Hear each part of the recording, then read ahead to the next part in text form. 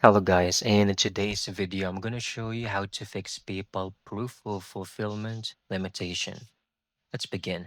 First, go to the official website, paypal.com, log into your account, and once you're here, click on Help.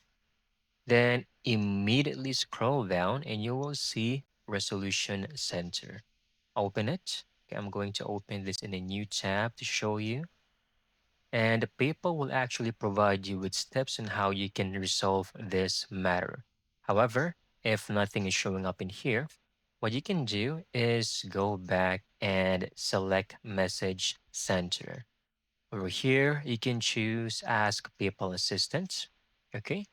Then just immediately choose No, I need more help.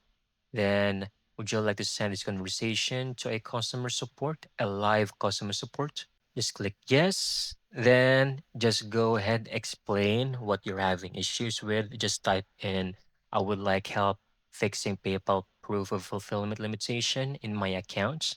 And then they will provide you with the live customer support as long as it's within their working hours. All right. And that's it. Thank you very much. I hope you found this video very helpful.